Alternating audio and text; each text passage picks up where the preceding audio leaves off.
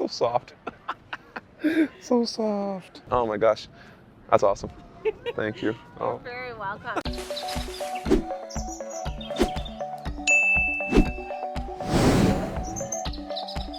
Okay, we're back at the San Francisco Zoo. Last we left off feeding the greater kudu, Tony. He was an awesome big guy.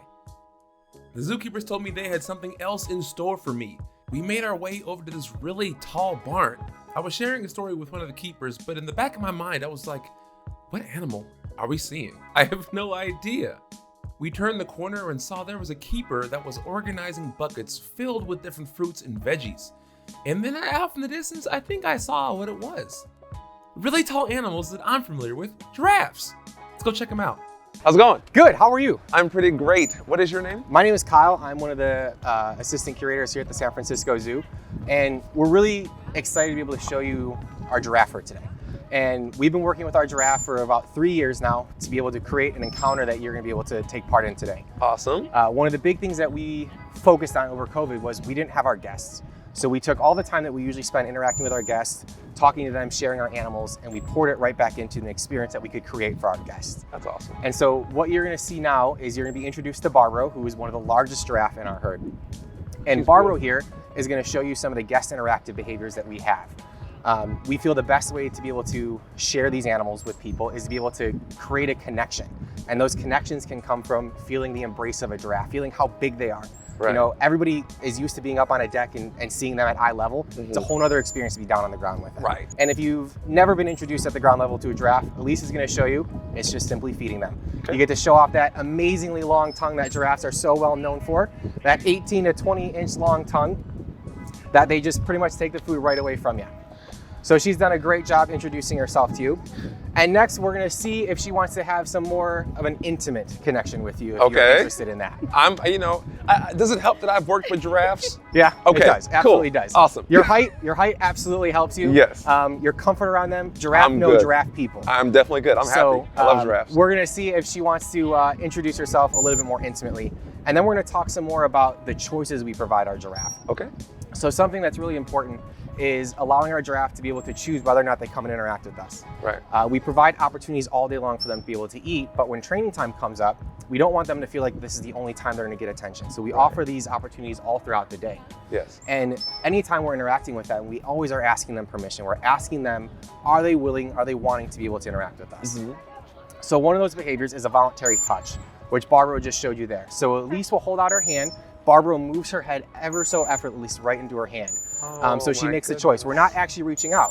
You know, as a giraffe person, you know, people aren't walking around the savannas of Africa going up and touching giraffes' ears, touching their face. They would much rather not be touched. So being able to choose how and when they interact with their trainers is really, really important to us here at the zoo. Move up. Okay, go ahead, hand up, touch. Oh Keep my going all the way down. gosh. Wow. That's amazing. So So when she comes back up, we'll start over. Well, when touching her, you know, it just feels like little bristly, cute little hair, like this amazing little hairs. Oh, she's amazing. it's a question we get asked a lot. You know, people aren't used to being able to pet giraffes, so what do they feel like? And the answer that we try to give people is somewhere between a short-haired dog and cattle. Yeah. Because cattle have that really, really thick hide, but that short hair is really unique. Wow, that's amazing. Now, go ahead. People, I think I want people to realize this. You mentioned it a little earlier. Being here at ground level with a giraffe, it showcases exactly how tall they really are and how long it takes her to come down to our level. Yes. That's just kind of like how I feel. If I drop something and I have to bend down to get it, Absolutely. it's a longer way than most people. Absolutely. That's what it seems like. And you know, that ties in perfectly to giraffes are designed, they actually have this really incredible tendon down their neck that is designed to keep their head upright. You know, when you start talking about how heavy and how much their neck and their head weighs, Right. it takes a tremendous amount of ability for them to actually lower their head to come down to our level. So that's one of the ways that we're actually measuring permission from our animals. That's how we're measuring assent from them, is that it's effort for Barbaro to lower her head. That's not natural resting position Right. for a giraffe.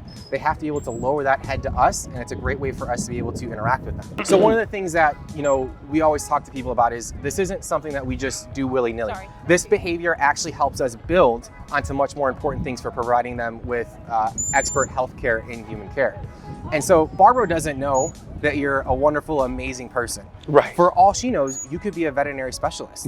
And you could be coming here and being able to run specific blood tests on giraffe, be able to help their wild populations. Right. So the behavior that you just did is the foundation building blocks for us to be able to do a voluntary blood draw. Right.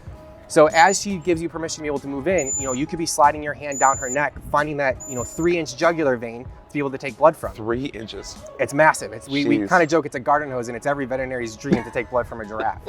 My God. But the next behavior that we want to be able to do is another part of the healthcare that we provide with our giraffe, especially Barbara specifically. We actually work with a world-renowned equine chiropractic and massage therapist and acupuncturist. And one of the things that she does is she's able to adjust Barbara's shoulder. So one of the behaviors that we'll do with you next is you're going to be able to give Barbara a hug.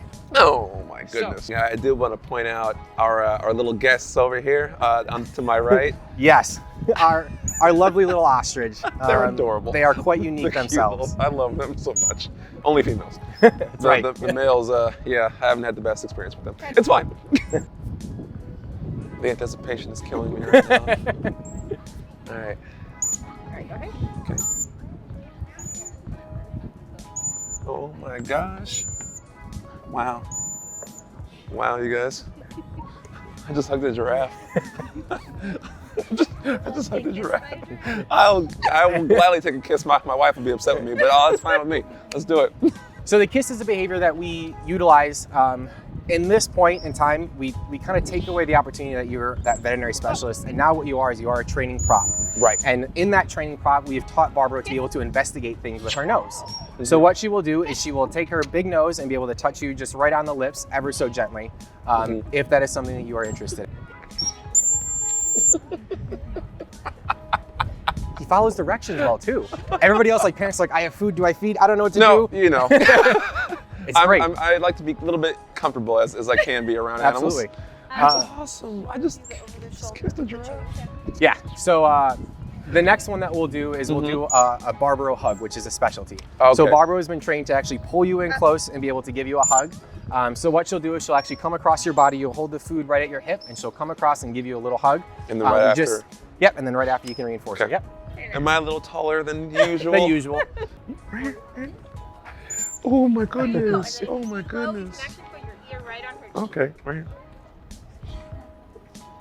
The food bucket. Right here. Oh, good, You good. can actually go ahead and put your whole cheek on her cheek. Okay, Feel let's do that. that. Okay. It feels real good. So soft. So soft. Oh my goodness. That's awesome. It's always good to get those genuine reactions from people that, even though they're around animals all the time, it's it's special.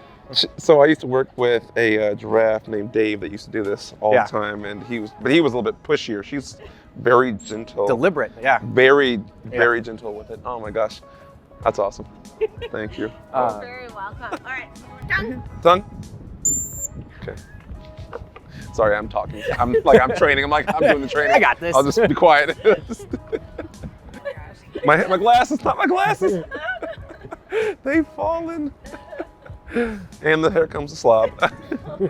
Someone fix my glasses. Are you the slowest banana eater there ever was?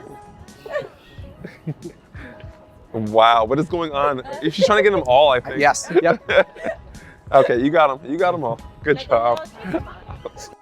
I wanted to give a huge thank you to Kyle and Elise and keepers Joe and Juliana who were off screen. Thank you so much for taking the time to show me the giraffes. I had so much fun. But guess what? We weren't done with this day. The team took me on another adventure to see more animals. Stay tuned for those videos coming up.